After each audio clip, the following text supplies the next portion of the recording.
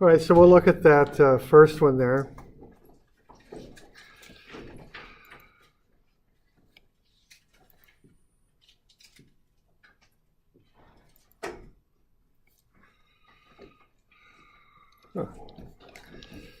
Oh, we're having some problems here again.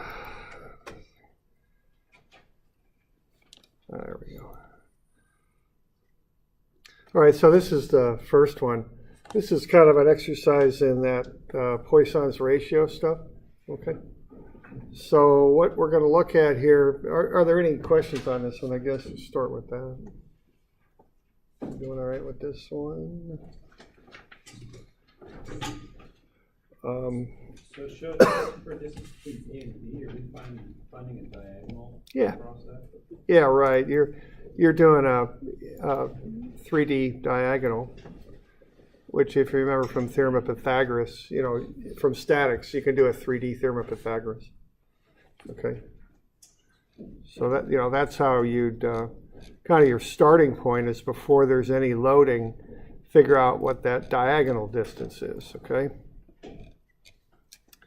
And then once you've got that, what you want to do is figure out the dimensions of that bar after the load's applied. And what's going to happen to the bar after the load's applied, of course, is it's going to get shorter. So that rectangle there, that's going to move back, right? Because it's getting shorter, because that load's pushing on it. But it's also going to get have a more of a height and more of a depth too, okay? So not only will it get shorter, but it's also going to, and there's no way I'm going to be able to draw this perfectly, but it's going to get thicker basically because you're pushing on it. And when you push on it, it bulges out. So all you got to do on this basically is the 3D theorem of Pythagoras to start and get your way across. And I think, is that 8.75, I think, as you're working your way across. And then also what you need to do is then figure out the final dimensions, which is just kind of an exercise in going through the strains and such and figuring that out, okay? So that's what you're up to with this.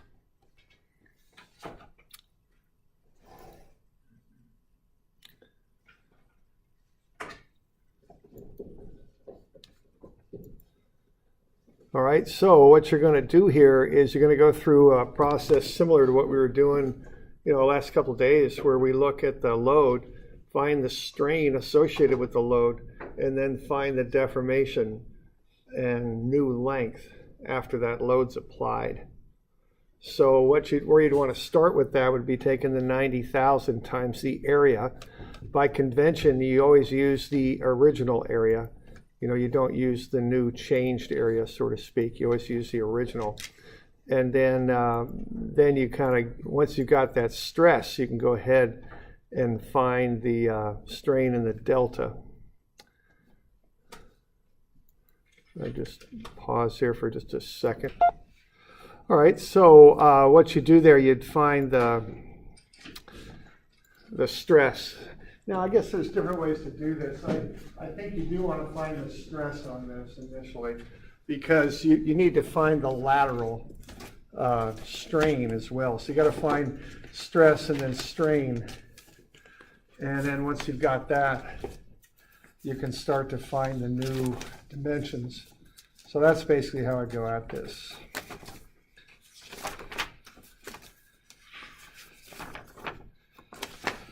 All right, so just find the area there, then find the stress, which is the load divided by the area. And then once you've got that, find the strain. And then once you've got that, go ahead and find the lateral strain too. I mean, that's kind of the sequence on this thing. So what I would do with this is I would start by getting the stress, the axial stress, and that'll be -6,803. And the units on that are pounds per square inch. Okay? Now, once you've got that, what you know is that E is equal to the stress over the strain. So you can get the axial strain. Okay, and what that's going to be is about negative 11%.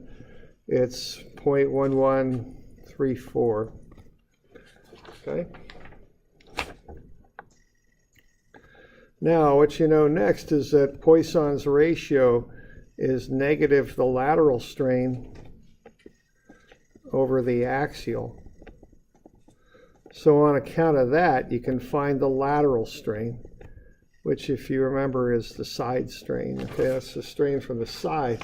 And that'll be positive because it's going to bulge out. So 0.04535. Okay. So that's the basic information that you'd want to start with.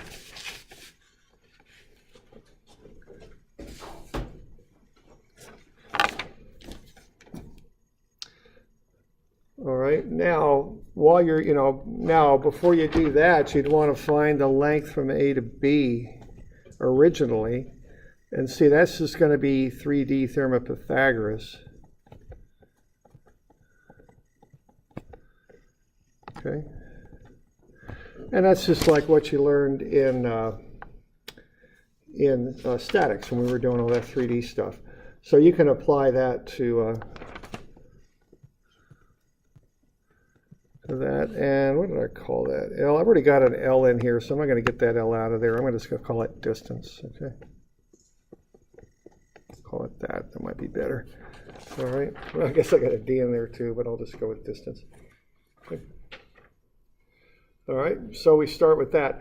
Now, once you've got all that stuff, now what you want to do is find the final lengths. Okay, now there's kind of a shortcut on this, so we might as well, bring it up. I mean, the way you could actually, do this is what we know here is that the strain is delta over the length. So what that means is delta is the strain times the length. So delta then for L, what that would be the strain, which is negative 0.1134 times that length, which is 7. So that would get you the strain, or excuse me, the delta.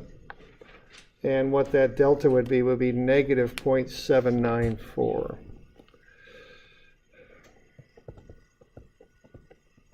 Okay, so there you go.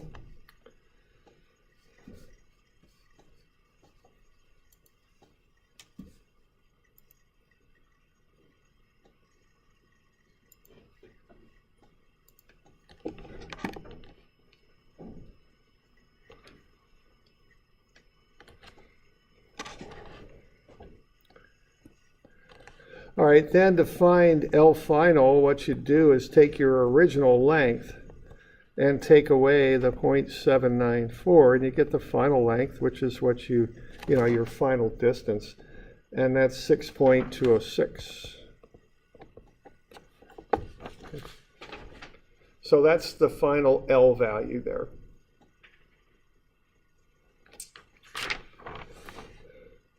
Now, there's actually a bit of a shortcut on that you could do if you like, but we all good here so far? So we get the axial stress, convert that into the axial strain, and then get the lateral strain, and then you can find the delta for the length and the final length, okay?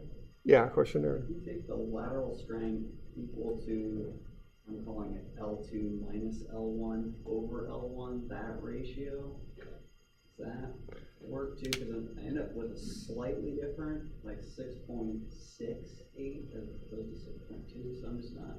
Well, that's a good bit of difference there. The lateral strain doesn't affect L. Okay. L is the length. That's affected by the axial strain. The lateral strain affects H and D only. But I think what you're saying, it's kind of hard for me to kind of track all that, but I think it would work, but I think you're just using the wrong value of strain for L. The value you'd use would be the negative 0.1134. Is that? Okay. Okay, now what we just did there was we found delta, and we're saying that L final is L0 plus, it'd be plus if you just keep track of your signs, plus delta. But what delta is epsilon times L0. So if you want the L final, what you can do is take L0 plus epsilon L0. So you can save a bit of time by just doing this. That the final length is the original length times 1 plus epsilon. Okay, that's the quick way to get a final length if you want it. And I just think of epsilon as being not a percentage, but like a proportion of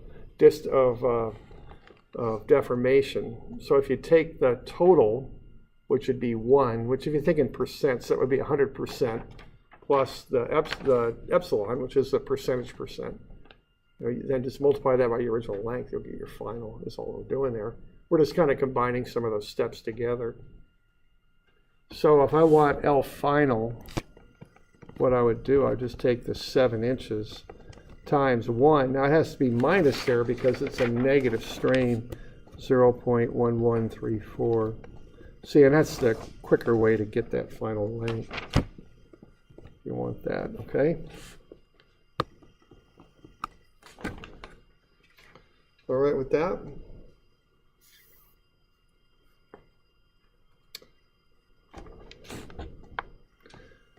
Now the final height there, the original height was 3.15. And then it's 1 plus what the strain is. Now you're going to use the lateral strain for that. So that's 0.04535.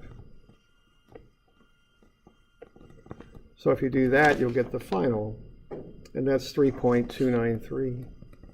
Okay, so it just kind of shortens up all the running through the calculation stuff. Okay, and you can get your final depth as well. So DF, you can figure that one out. And that one ought to come out to be whatever it comes out to be, 4.391. Okay. So that should get you a pretty good start on that. I don't know, are there questions on that one? All right.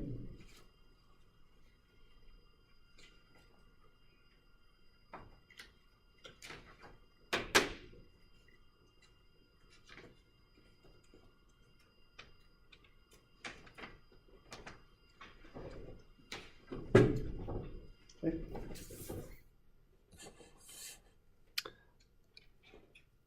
So that's a bit on strain and lateral strain as the object, deforms when you load it up. Okay. Okay. 131. Do we got any questions on that?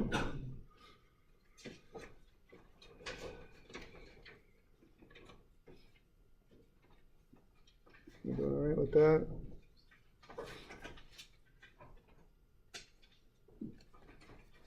Okay, that one's a pretty straight up one. I'll probably just let you work through that, I think. Okay.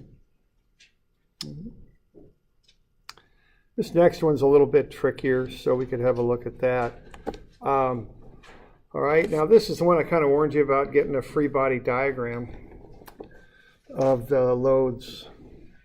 So what we're doing there, we got a lot of symmetry there, and we could go through a lot of analysis of this, but let's just kind of assume symmetry. So that would be 60 kips and 60 kips on either side. A kip is 1,000 pounds. It's a common structural unit, okay? And then pulling back the other way, we've got 40, 40, and 40, okay? So that's the basic free body diagram you're going to be able to generate for the bolt. All right. And that's really what you want to do here, is generate that. Okay. Now, what you want to do is to find the shear stresses at A, B, C, and D and test all of them, because they're not all the same. They're different, okay? So what you want to do is get your bolt in there.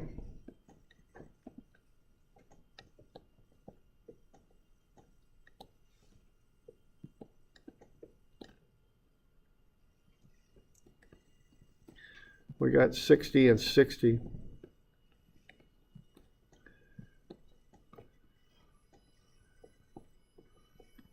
And then 40, 40, and 40. Okay, so there's the free body diagram of the bolt based on those forks. And then what you would do next here is you would draw free body diagrams at A, B, C, and D. So there's A, B, C, D. Okay. So that's what you'd want for a free body diagram. All right, so what you would do then is to go ahead and do that stuff we were talking about. You know, what we always do in strengths is we cut free body diagrams like that. So if you do that, what you're going to have is you're going to have the top of the bolt. Okay.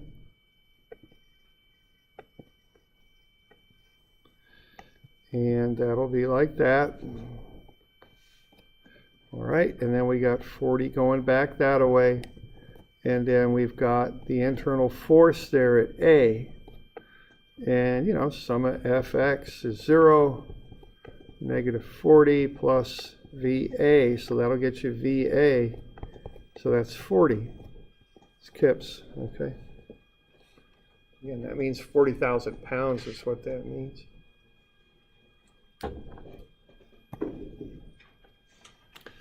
All right, so you can get that.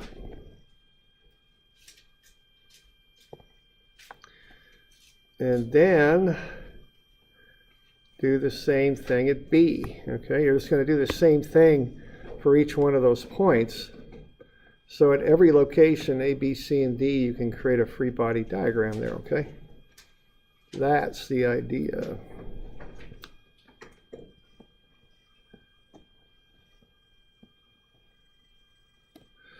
All right, so we're going to get 40 going that way, 20 coming back the other way, or 60, I'm sorry. And then we got VB, all right? And so once again, sum of Fx is 0, and what you're going to get out of that, negative 40 plus 60 minus V sub B, so that'll get you V sub B. It's 20 kips, okay?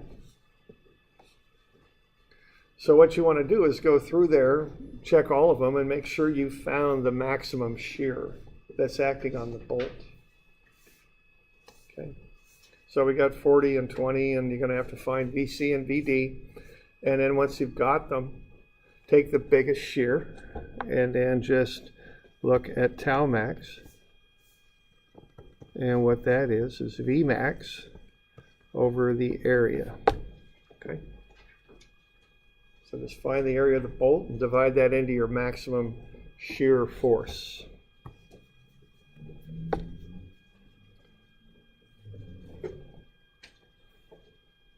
Got any questions on that one?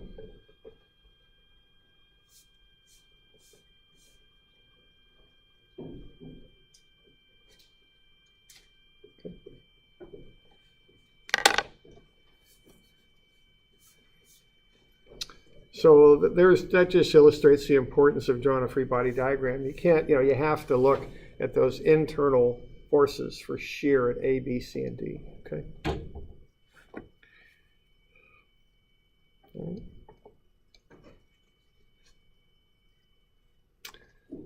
All right, the next one there, that one's again pretty straight up. Are there questions on that one? That's a lot like what we did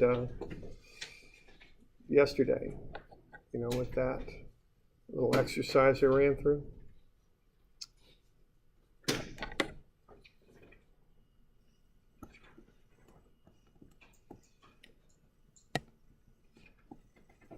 So maybe I'll just let you do that one unless there's questions on it. Yeah. Just curious, in civil engineering in general, if you have an object where like the two top bottom plates seem to be non-deformable in comparison to the other thing you're testing. Yeah. Do you normally do the math this way, or would you still have to account for whatever the top and bottom plates are? Yeah. Well, let's see. So the question is, on this one, would you do the math this way, or I guess, is it safe to ignore the top and bottom plates, I guess? Well, there's a couple answers to that. It's not, there's no like an answer, and that's, I mentioned that before. That's the difference between, or one of the big differences between being here and being out in industry. When you're in industry, you got to make assumptions, it's not like given to you in a book. You got to figure out, do I got to worry about this soil or don't I, what do I got to analyze and don't I? And my guess is the comparison between the G value, which is really what you're looking at there, of a rubber to a steel or a metal, there's probably, they're orders of magnitude different. So I'd probably just go with the rubber on that, And also the difference in those heights is quite a bit different, as you can see, which really influences the deformation too. So you just kind of use what my old instructor used to call your engineering judgment. And he always used to talk about that. We used to ask if we could buy it at the bookstore, but he said there wasn't any available there. You had to go out and find it yourself, I guess is what he's telling us. But Maybe I should just ask, from your experience yeah. in the industry. Okay, from my experience, 9 times out of 10, you're going to ignore them. But, most of the surveying I did, 10th or 100th of a foot is plenty good. 100th of a foot is, I don't know, 1/8 of an inch.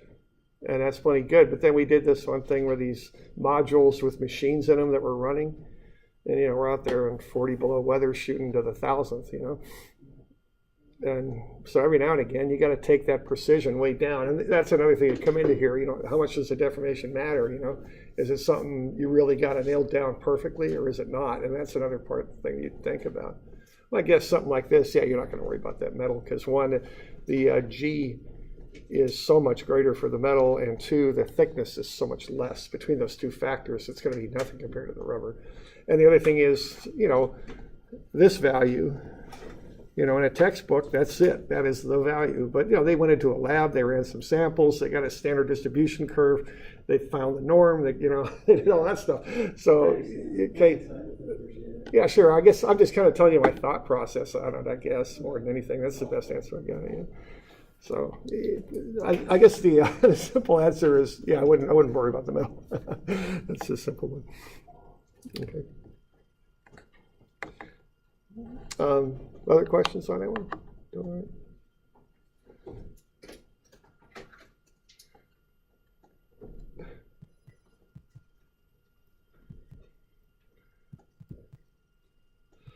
All right, this one's a little bit more complicated. Now we want to kind of understand this one. And this is another one of those metal and rubber kind of things. I just do the LOAX on purpose just so you don't have to be worrying about it, So we got the rubber there on the top, a block of rubber on the top. Then we've got these two side kind of wings of rubber too. So the first thing you want to kind of consider here is a free body diagram.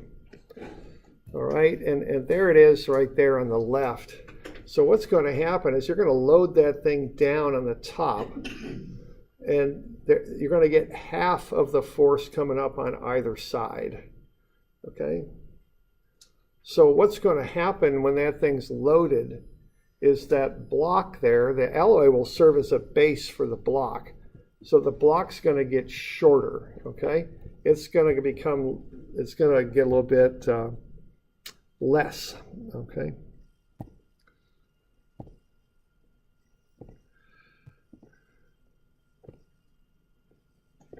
So what's going to happen is that top of the block's going to come down to here. So the block's going to get shorter. Now that's axial stress there, all right?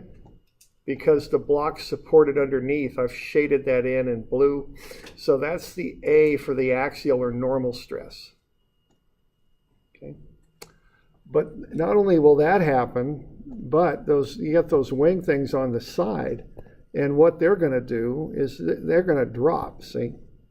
Now, but they're not going to get like shorter like that. They're going to go into kind of a pattern like this, okay? And I'm really, again, I'm greatly exaggerating probably what they're going to do, but I don't know, maybe not as, you know, rubber, but they're going to do something like that, okay?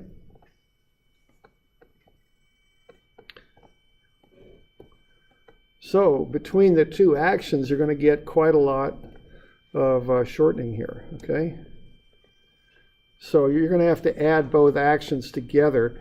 And what's going to happen, again, that block's going to drop down, but it's also going to get shorter. So I just showed it shortening, you know, up above, but then I'll put it down here too. So your delta then will end up being right there. Okay, so what you have there is a combination of, you see how that's shear on the sides? Okay, that's that classic shape that things go into when they shear, parallelogram. Plus you get a shortening of the block. So delta is going to be the sum of the two. So delta total will be delta, I called it normal there, you know,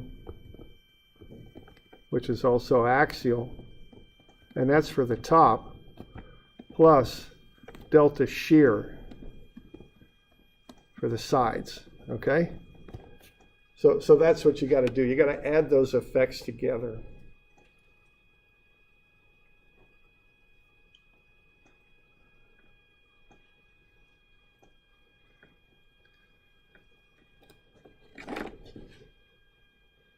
Okay. So we good with that idea there?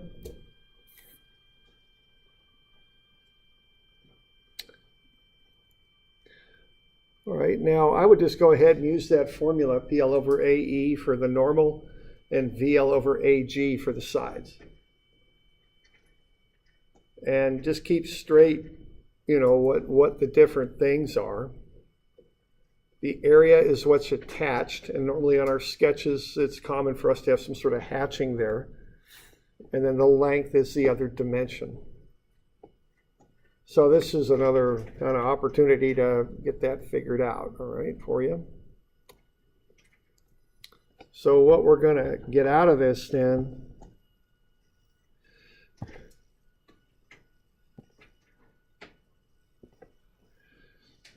so delta total is delta, I'll call it axial, I think, plus delta shear. And so what we get there for delta total is PL over AE plus VL over AG. Remember to change that E into a G when you're doing the shear. All right. Now P, that's the load, is equal to the weight of the person, right? So what's V going to equal?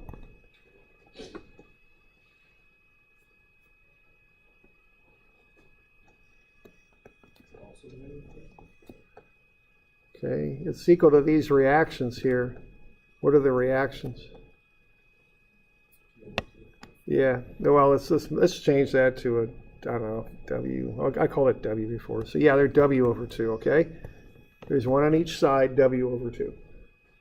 So really what you're going to analyze there is one block, okay? Pick one or the other on either side. You know, they're symmetrical. It doesn't matter which one you pick, but just feel careful on that, okay? And remember, A is what is attached.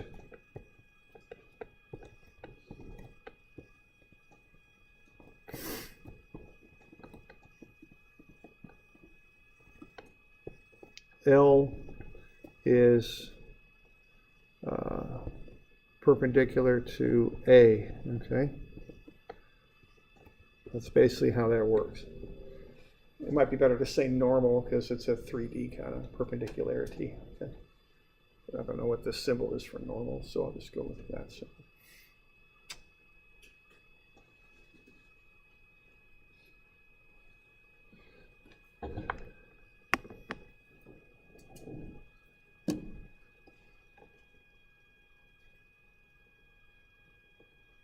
We doing all right with that?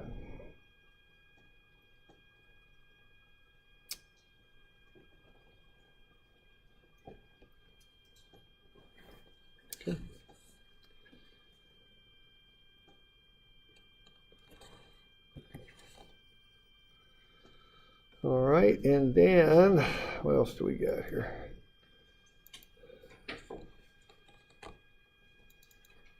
Also got that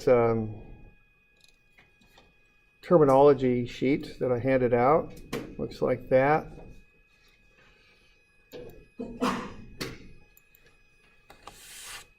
Everybody get a copy of that yesterday? Yeah, I'll get you one after class, I think. Okay. All right, so what you're going to do here, what I want out of this is I want you to write down how the stuff's pronounced. So for instance, this one's pronounced gamma, right? So just come up with some sort of spelling, so that you know, so that I know that you know how to pronounce it. Now look at page 120 for this, okay? This has a lot of this stuff on it.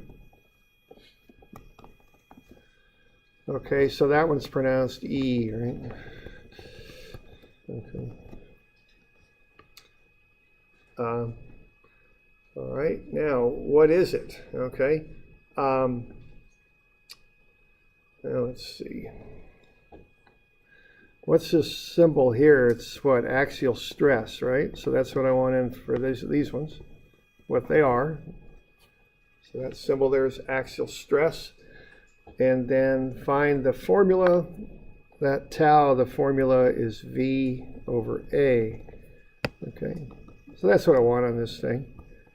And I'm just trying to, frankly, just force you to learn this stuff a little bit so you're comfortable with it. This will be like a reference sheet if nothing else. Okay.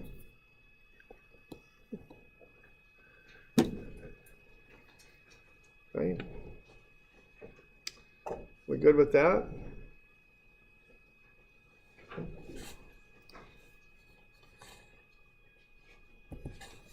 All right. So there we go. All right.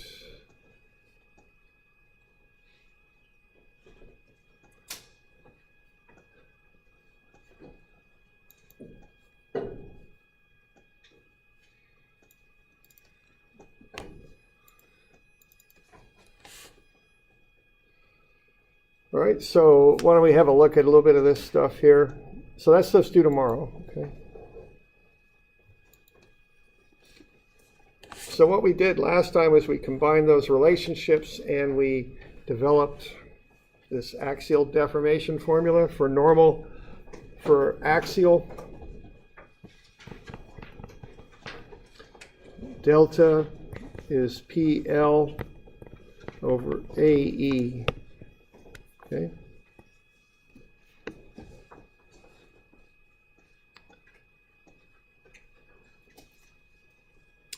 And then shear is VL over AG. So why don't we look at an example of this. Down at the bottom there, what we got there is a little bit of a pedestal. And we've got those loads on it. So why don't you go ahead and find the force, find the force in AB and BC. So what are the internal forces there? Okay, now what we want to do here, we're going to load this thing up and we want to find out how much A is going to move with respect to C is what we want to do. So what you want to do there is find the reaction at the base and then find those internal forces. So why don't you go ahead and do that just for a second. You can get those.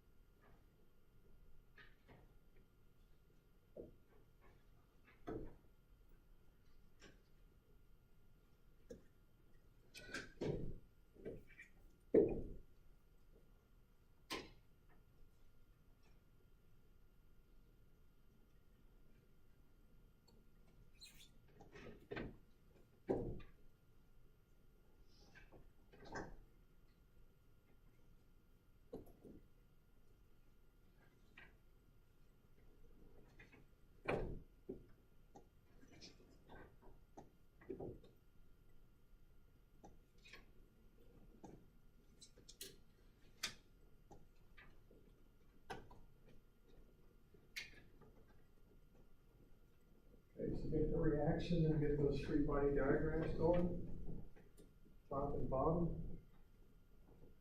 That's how you want to approach this.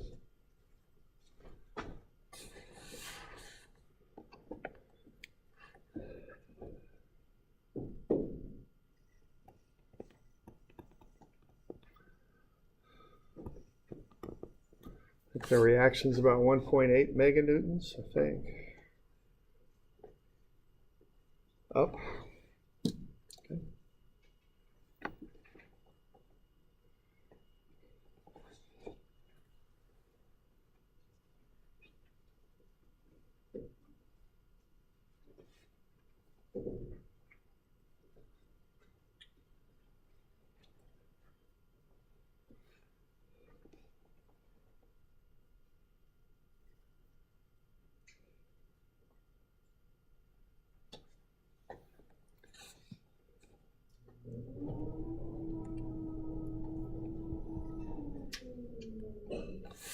Is everybody getting 1.8 meganewtons for that reaction okay?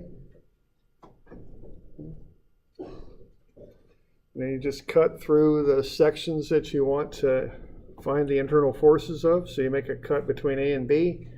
I take the top and then make a cut between B and C, and I take the bottom. Okay.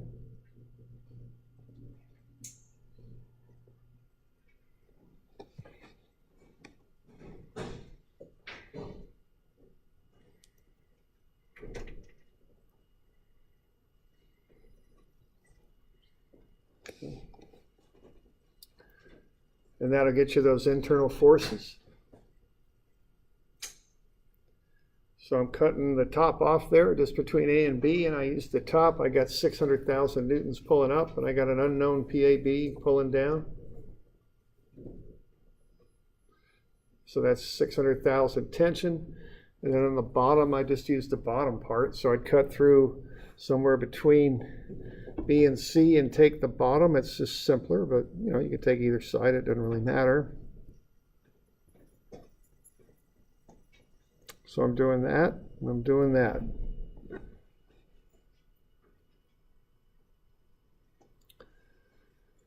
And then I solve for those unknowns there. So 600,000 tension for AB, 1,800,000 compression for BC.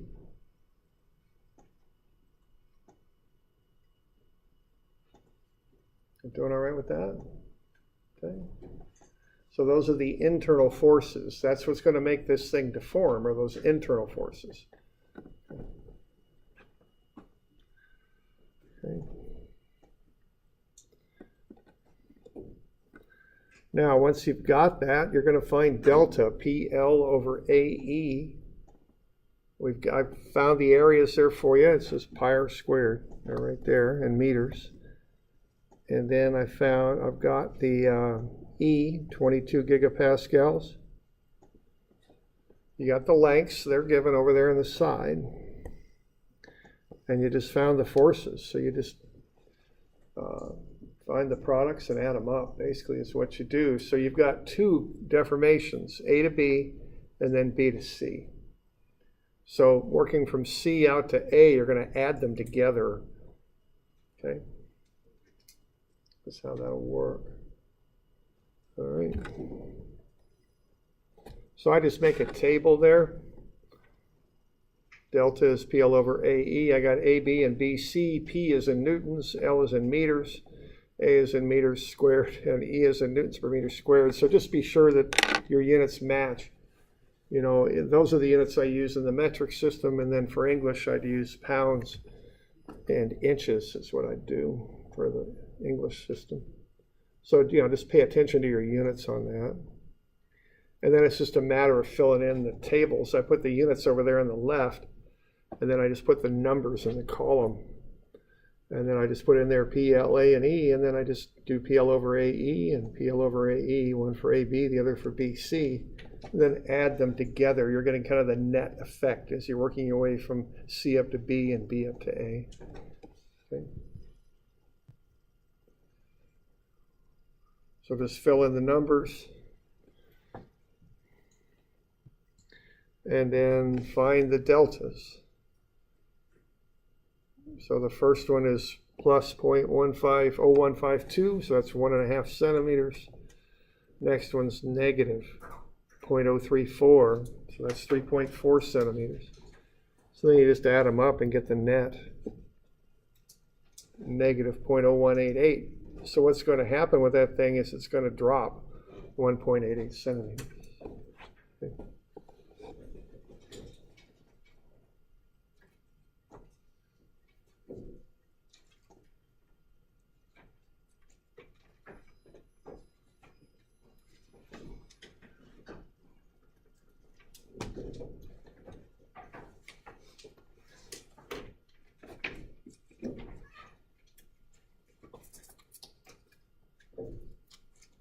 Okay, any questions on that one?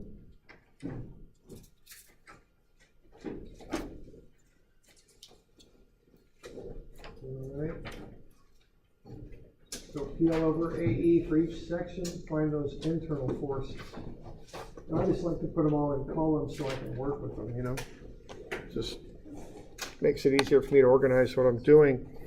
152, now that'll be due not this Wednesday, but next, which I think is the 18th, okay? So that will not be due tomorrow, that'll be due next week.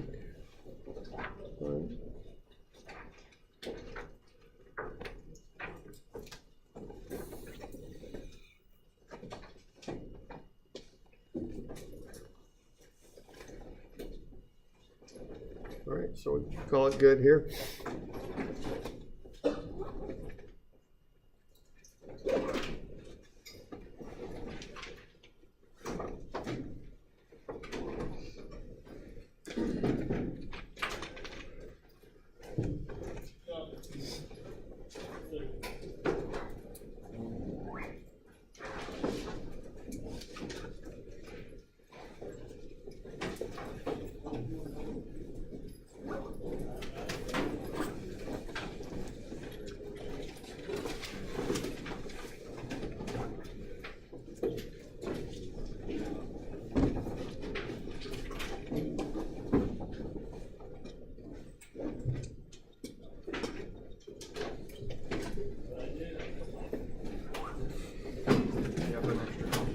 I'll get it there in a second.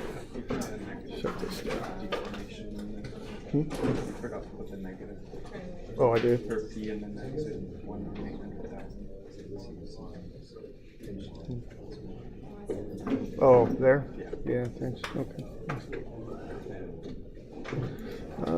Let's see here. Let's get that lined out. So here.